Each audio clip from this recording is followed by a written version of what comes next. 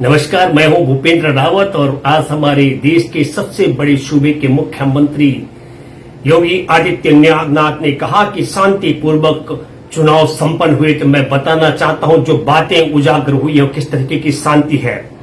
Unnao district के CDO chief development officer senior IAS officer Divyanshu Patel ने एक पत्रकार को बड़े गुंडे मवाली की तरह सड़क पर सरेआम पीटा।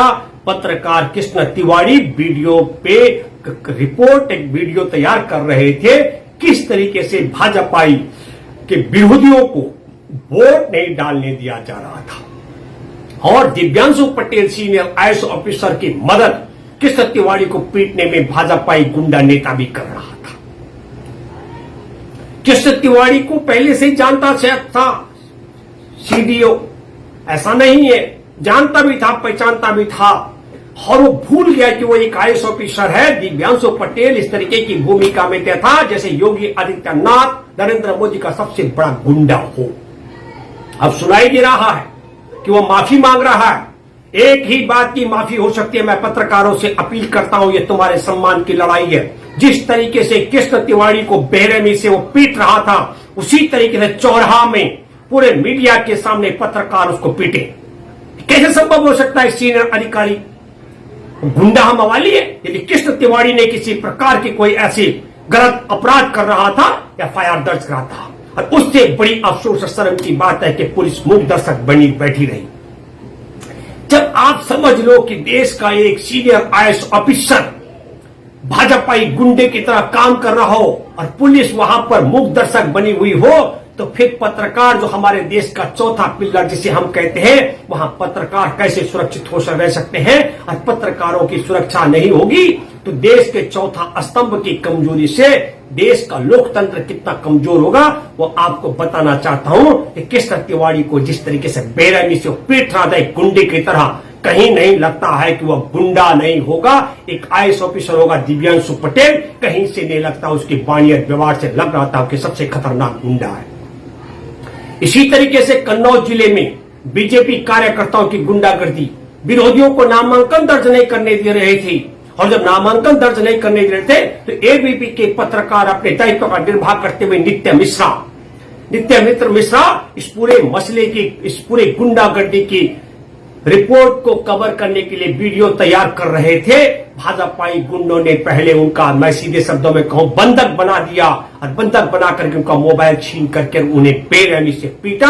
ये गुंडागर्दी इसलिए भाजपाई कर पा रहे क्योंकि आईएएस ऑफिसर भी योगी राज में गुंडों की तरह व्यवहार कर रहा है। दिव्यांशु पटेल का मैं जिक्र कर रहा हूं। एटा का हम बात करेंगे। एटा में भाजपाइयों की यही गुंडागर्दी थी, यही गुंडागर्दी विपक्ष के लोगों को वहां पर नामांकन नहीं दर्ज करने दे रहे थे। आज तक के संवाददाता देवेश पाल सिंह सहित 3 और पत्रकार जब रिपोर्टिंग कर रहे थे तो भारत न्यूज टीवी के भी थे और रिपोर्टिंग करने वाले पत्रकारों को बेरहमी से भाजपाई गुंडों ने पीट डाला। अब आप कल्पना करिए, एक आईएएस ऑफिसर दिव्यांशु पटेल पत्रकार को पीटता है। पत्रकार अपने दायित्व का निर्वाह कर रहा है, गलत काम कर रहा था तो दिव्यांशु पटेल एफआईआर दर्ज कराते। और फिर जब आप समझ सकते हैं कि जिस राज्य में ये सब स्थिति हो रही हो वहां भाजपाई गुंडे क्यों पीछे रहेंगे। और ये सब बात मैं कहना चाहता हूं कि ऐसा नहीं कि अचानक में योगी राज में अभी पत्रकारों पर गुंडागर्दी हो रही है। यूं तो बहुत मिसालें हैं, लेकिन मैं हाल की बात कर रहा हूं जो सच्चाई उजागर करने पर कि भाजपाई गुंडे नामांकन दर्ज नहीं होने दे रहे। इस प्रकार की स्टोरी अगर तैयार करना चाहता है उसको कवर करने वाले पत्रकारों को पीटा जा रहा है, वोट नहीं डालने दिया जा रहा है तो आईएएस ऑफिसर दिव्यांशु पटेल पीट रहा है। और 15 मई का मैं जिक्र करना चाहता हूं सिद्धार्थनगर का डुमरियागंज तहसील का, जहां पर आमीन फारूकी पत्रकार आमीन फारूकी ने क्या किया था कि बिना ऑक्सीजन की कमी से 8 लोगों की जान चली गई थी और आमीन फारूकी ने अपने टेलीविजन में इस स्टोरी को चलाया था। और इस स्टोरी को चलाने से वहां त्रिभुवन कुमार एसडीएम और राघवेंद्र प्रताप जो हिंदू युवा वाहिनी का नेता और भाजपाई विधायक है, इन्होंने पहले 15 मई को डुमरियागंज तहसील के अंदर आमीन फारूकी को धमकाया। कहा तुम ऐसी रिपोर्टिंग क्यों करते हो? और उन्होंने कहा, आमीन फारूकी बोले अगर मेरी रिपोर्टिंग गलत है तो आप मेरे खिलाफ मुकदमा दर्ज करा सकते हैं। तो दर्ज कराने की बजाय उसी पर एसडीएम त्रिभुवन कुमार के और राघवेंद्र प्रताप जो एमएलए हैं, इनके इशारे पर इनके गुंडों ने पहले आमीन फारूकी को पीटा और उसके बाद डुमरियागंज थाने में बंद कर दिया गया। मैंने बात की, आपको बताता हूं, रात को 11 बजे, मुझे आज भी याद है, मैंने डीएम मीणा से बात की, एसएसपी से बात की। मैं बहुत हैरान हूं, उलूल जुलूल बातें की जा रही थी। और मैं ये कहना चाहता हूं, क्योंकि 8 लोगों की ऑक्सीजन के बगैर जो नरसंहार किया योगी सरकार ने, उसकी रिपोर्ट को नागवार गुजरना था विधायक को और एसडीएम को। शायद योगी आदित्यनाथ के इशारे पर शायद ऐसा हुआ होगा। और तब भी ये घटना मुझे याद है कि आमीन फारूकी ने ये रिपोर्ट में एसडीएम का जिक्र किया था, राघवेंद्र प्रताप सिंह का विधायक का जिक्र किया था। डीएम ने एफआईआर दर्ज नहीं की। जिस पत्रकार को पीटा गया था अवैध हिरासत में, रात को दिन में 2 बजे से लेकर रात को 11 बजे तक अवैध हिरासत में रखा गया। मैंने बहुत प्रयास किया, मैंने तमाम जगह फोन किए, तो देर रात को छोड़ा गया। मैं दूसरा जिक्र करना चाहता हूं अहम सवाल की, जब अगले दिन डीएम से मिले और डीएम से मिलने के बाद बताया गया कि मेरे को त्रिभुवन कुमार एसडीएम और विधायक राघवेंद्र प्रताप सिंह के इशारे पर उनके गुंडों ने पीटा, तो डीएम ने कहा कि ऐसी एफआईआर दर्ज नहीं हो सकती है, सिर्फ उनके खिलाफ कीजिए जिन्होंने हमला किया है। काश अगर उस दिन 15 मई को जिस तरीके से एसडीएम त्रिभुवन कुमार ने और विधायक राघवेंद्र प्रताप सिंह के गुंडों ने आमीन फारूकी को पीटा था और उसी समय सारे पत्रकार एक हो जाते, तो मैं दावे के साथ में कह सकता हूं सीडीओ दिव्यांशु पटेल के बाप की ताकत नहीं थी जो पत्रकार कृष्ण तिवारी को इतनी बेरहमी से मारता। कन्नौज के अंदर नित्या मिश्रा पर हाथ उठाने की भाजपाई गुंडों की ताकत नहीं थी। एटा में भाजपाई गुंडों की ताकत देवेश पाल सिंह सहित 3 अन्य पत्रकारों को पीटने की नहीं थी। मामला यही नहीं है, क्योंकि पत्रकारों की एका का मामला है। और मैं यह कहना चाहता हूं कि इनके हिंदू मुसलमान सिख ईसाई से कोई मतलब नहीं है। 15 मई को आपको समझना हो, आमीन फारूकी को पीटा गया क्योंकि उसने 8 ऑक्सीजन के बगैर जो जान गई थी उनका स्टोरी किया था। वह मुसलमान है। आपको बताना चाहता हूं कृष्ण तिवारी जिसको सीडीओ ने पीटा वह जाति से ब्राह्मण है। कन्नौज के अंदर जिसको पीटा गया, गुंडागर्दी की गई है भाजपाई गुंडों के द्वारा, नित्या मिश्रा, वो ब्राह्मण है। और एटा में देवेश पाल सिंह राजपूत और उनके साथ अन्य और भी लोग जो जिनको पीटा गया है। मैं ये बात इसलिए कह रहा हूं कि हिंदू मुसलमान से कोई मतलब नहीं है। जो इनके रास्ते में जो इनकी पोल खोल करता है वो इनका दुश्मन है। और मैं ये कहना चाहता हूं मामला यही नहीं, महाभारत काल में आपने सुना होगा कि द्रौपदी का चीरहरण हुआ था, धृतराष्ट्र तो अंधा था बैठा हुआ पिता, महाभीष्म तो गुलाम की तरह वहां बैठा हुआ था। लेकिन लखीमपुर खीरी में योगी राज के अंदर विपक्ष की कैंडिडेट को, विपक्ष के सपा के उम्मीदवार को ब्लॉक प्रमुख का नामांकन रोकने से चौराहा पर उनकी समर्थक महिला का को चीरहरण नग्न करने का वीडियो, और मैं जो जिक्र कर रहा हूं ये सब वीडियो वायरल हो रहे हैं। वो वीडियो है कृष्ण तिवारी को किस तरीके से गुंडे की तरह सीडीओ पीट रहा है, कन्नौज के अंदर नित्या मिश्रा पर किस तरीके से पीटा गया है, और किस तरीके से देवेश पाल सहित अन्य पत्रकारों को पीटा गया है, और किस तरीके से 15 मई का भी वो वीडियो वायरल हो रहा है जिसमें आमीन फारूकी को डुमरियागंज थाने में बंद रखा गया था। पीटने की बात तहसीलदार त्रिभुवन और राघवेंद्र प्रताप एमएलए के गुंडों के जब पीटा था। और लखीमपुर खीरी में महिला का चीरहरण करने का वीडियो भी वायरल हो रहा है। और यही नहीं, एक और महत्वपूर्ण बात आपको कहना चाहता हूं, एटा सिटी के एसपी एसएसपी को फोन कर रहे, कह रहे भाजपाई ने मेरे को नेता ने मुझे, भाजपाई कार्यकर्ता ने मुझे रैप्टा मारा और बम लेकर के पहुंचे। तो बम लेकर पहुंचने वाले, एसपी को पीटने वाले, पत्रकारों को पीटने वाले, महिलाओं का बस चीरहरण करने वाले, और मुख्यमंत्री कह रहे हैं कि हमारे राज्य में बिना किसी हिंसा के चुनाव संपन्न हो गए। और क्या कराना चाहते थे योगी आदित्यनाथ? और ये सब क्यों हो रहा है?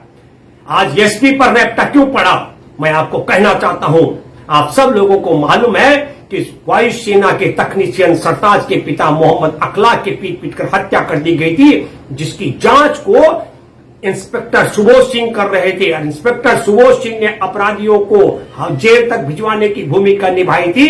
और ये मैं जिक्र कर रहा हूं 2015 का मामला है। 2018 में 3 दिसंबर को गौकशी के अफवाह फैला करके और योजनाबद्ध तरीके से इंस्पेक्टर सुभाष सिंह की हत्या कर दी गई। इंस्पेक्टर सुबोध कुमार सिंह की हत्या में जो मुख्य आरोपी है योगेश राज, वो जिला पंचायत का सदस्य बन जाता है 2021 में। तो ये आपको समझना पड़ेगा, सोचना पड़ेगा, यदि इंस्पेक्टर सुबोध कुमार सिंह के हत्यारों को सजा दिलाने की पैरवी ढंग से पुलिस ने की होती तो एसपी सिटी एटा के एसपी को ऐसे साधारण तौर पर जाकर को रैप्टा मारने का साहस नहीं कर सकता था। ये पत्रकारों पर आप समझ लीजिए उत्तर प्रदेश में बड़ा विचित्र है। एक आईएएस ऑफिसर पत्रकारों को पीट रहा है, पत्रकारों को पुलिस और भाजपाई गुंडे पीट रहे हैं, विपक्ष के लोगों को भाजपाई गुंडे पीट रहे हैं, तो पत्रकार भी सुरक्षित नहीं है, विपक्ष भी सुरक्षित नहीं है। महिलाओं की साड़ी का चीरहरण हो रहा है और मुख्यमंत्री कह रहे हैं कि सब कुछ बढ़िया हो रहा है। मैं आपको बताना चाहता हूं कि ये सब हरकतें क्यों हो रहे हैं। 18 मार्च 2018 का मैं जिक्र कर रहा हूं। हमारे देश के राष्ट्रपति रामनाथ कोविंद अपनी पत्नी सविता कोविंद जी के साथ में जगन्नाथ मंदिर में गए थे और जगन्नाथ मंदिर में रतन सिंहासन पर जब वो मत्था टेकना चाहते थे तो वहां के पंडितों ने धक्के मार दिए। मैं साफ कर रहा हूं, धक्के। कहा जाता है कि साहब उनका शरीर मुख्यमंत्री राष्ट्रपति से टच हो गया था, धक्के मार दिए। और जिसके विषय में आपको बताता हूं कि बहुत रोष राष्ट्रपति महामहिम राष्ट्रपति भवन की तरफ से एक शिकायत पत्र भेजा गया डीएम पुरी को। और जो वहां कमेटी के लोग हैं और कमेटी में बैठे प्रदीप जैना और पुरी के डीएम, मैं उड़ीसा का जिक्र कर रहा हूं, वो कोई कार्रवाई करते उस रिपोर्ट पर तो उससे पहले ही क्या है दामोदी महासुर जो वहां पंडा है उसने इनके खिलाफ ही रिपोर्ट दर्ज करा दी। 18 मार्च 2018 से लेकर आज तक राष्ट्रपति पर जगन्नाथपुरी मंदिर में धक्का मारने वालों पर क्या कार्रवाई हुई कोई नहीं कह सकता, क्योंकि कोई रिकॉर्ड ही नहीं है, कोई कार्रवाई हुई ही नहीं है। अब आप समझ लीजिएगा मैं ये जिक्र क्यों कर रहा हूं। आप देख रहे होंगे एक वीडियो वायरल हो रहा है कानपुर का, किस तरीके से एक गरीब दलित को पीठ पकड़ करके पीट करके मारा जा रहा है और उसका कच्छा उसका पैजामा उतार कर उसके पिछवाड़े से उसको डंडा किया जा रहा है। वो थाने में जाता है, उसको लेकर जाते हैं उसके परिजन, तो एफआईआर दर्ज नहीं होती। वो तो वीडियो वायरल होने के बाद एफआईआर दर्ज हो पाई है। तो हम ये बात इसलिए भी कहना चाह रहे हैं, एक और जिक्र हम आपको करना चाहते हैं गुजरात के भावनगर का। देश है कहां, जा कहां रहा, ये क्यों नहीं सोचते। एक दलित युवा था 21 वर्ष का, उसको घुड़सवारी का शौक था। भावनगर गुजरात का मैं जिक्र कर रहा हूं। और वो युवा अपने लिए घोड़ा खरीद करके लाया और जब वो घोड़े पर चलता था बैठ करके तो ऊंची जाति के लोगों को नागवार गुजरा, उसकी हत्या कर दी। और फिर पुलिस ने क्या रिपोर्ट बनाई, पुलिस ने कहा वो कर्तव्य दिखाता था घोड़े में बैठ करके, वो घुड़सवार था, घोड़े पर कर्तव्य करता था, उसका अपना घोड़ा था, अपने कर्तव्य करता था, लेकिन जानबूझ करके उसकी हत्या कर दी गई और उसके हत्यारे आज भी छुट्टा घूम रहे हैं। आपको मालूम होगा कि नहीं, 11 जुलाई 2016 को भूलना नहीं चाहिए। मैं ऊना का जिक्र कर रहा हूं जहां एक मृत गाय की चमड़ी उतारने वाले दलितों को किस तरीके से बेरहमी से अधनंगा करके पीट करके उनका जुलूस घुमा निकाला गया था। मैं इसलिए कहना चाह रहा हूं कि अगर हमारे देश के दलितों को यह बात समझ नहीं आ रही है, अगर हमारे देश के किसान आदिवासी मछुआरों को ये समझ नहीं आ रही है, तो बात आती है। पर दुख अफसोस की बात है कि हमारे देश के पत्रकारों को भी ये बात नहीं समझ आ रही है, तो किसको समझ आ सकती है। काश 15 मई को इकट्ठे हो गई होती आमीन फारूकी की गिरफ्तारी और पिटाई के दौरान, तो ये हश्र आपको नहीं करना पड़ता। और मैं आपसे अपील करता हूं, पत्रकारों के सम्मान का सवाल है।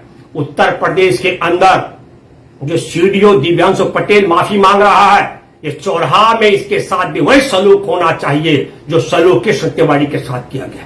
मैं कृष्ण तिवारी की बहादुरी को सैल्यूट करता हूं। उन पर मार पड़ रही थी, तब भी वो अपना वीडियो रिकॉर्डिंग उन्होंने जारी रखा हुआ था। और हम कहना चाहते हैं इसी तरीके से जिन लोगों ने बताओ महाभारत काल की तरह महिला को नग्न करने की बात की है, मैं उत्तर प्रदेश और देश की तमाम महिलाओं आपसे कहना चाहता हूं, मां बहनों से, आरएसएस के 100 साल होने वाले हैं जब ये इसका गठन हुआ था, जब अंग्रेजों ने इसका गठन किया था, तब से लेकर अब तक संघ की मुख्य भूमिका में न महिलाओं के लिए कोई सम्मानना स्थान है, इसीलिए चीरहरण हो रहा था। आप सबको बहिष्कार करना चाहिए, हर उस परिवार को बहिष्कार करना चाहिए जिसकी माँ बहन बहू बेटियां साड़ी पहनती। मैं आपके सामने एक बात कहना चाहता हूं, जब गुजरात के मुख्यमंत्री होते थे नरेंद्र मोदी, और तब ये दिल्ली में जापानी पार्क में एक सभा में भाषण दे रहे थे, ऐसे ही चीरहरण करने वालों के बीच में, और क्या भाषा मोदी की थी मैं आपको बताना चाहता हूं। हम हैरान है कि मोदी जी की मां भी साड़ी पहनती है, पेटीकोट पहनती है, लेकिन मोदी की भाषा क्या थी?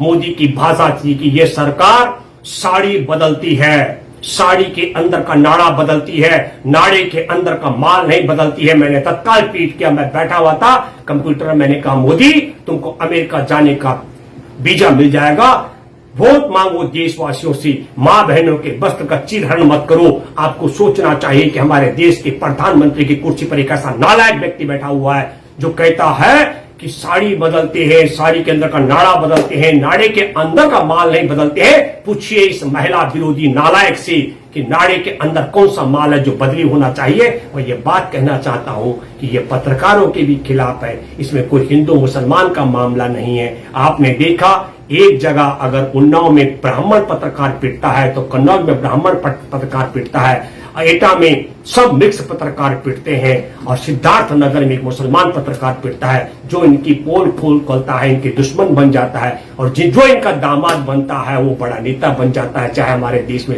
मुख्तार अब्बास नकवी और हमारे देश में नवाज हुसैन जैसे कई काबिल नेता हैं जिन्होंने जो इनके दामाद बन गए और बड़े ओहदे पर भी हैं। मैं आप सब लोगों से अपील करता हूं कि इनका विरोध हिंदू मुसलमान सिख ईसाई का बिल्कुल नहीं है। देश को लूटना बांटना, हमारे देश में महिलाओं का साड़ी निकालकर चीरहरण करना, ये लोकतंत्र का भी चीरहरण करने वाले बैठे हुए। इस उम्मीद के साथ में मैं कहूंगा एक ताकतवर तबका है पत्रकारों, आप सब देवेश पाल जी, मिश्रा जी, तिवारी जी, आप सब पत्रकार पिटे, और मैं उत्तर प्रदेश सब पत्रकारों से और पूरे देश के पत्रकारों से करबद्ध प्रार्थना करता हूं कि एक बार दिव्यांशु पटेल को उसकी औकात पर ले आओ। आईएएस ऑफिसर होते हुए ये अगर गुंडा की तरह व्यवहार करेगा तो गुंडे आपको किस तरीके से मारेंगे, ये बात भी आपको सोचनी चाहिए। दिव्यांशु पटेल को सजा आपको करानी चाहिए। और जो एसपी सिटी तुम्हारी ठुकाई और पिटाई हुई है, ये होना ही था, क्योंकि सुबोध कुमार सिंह की हत्या पर तुम सब लोग भी मौन रहे हो।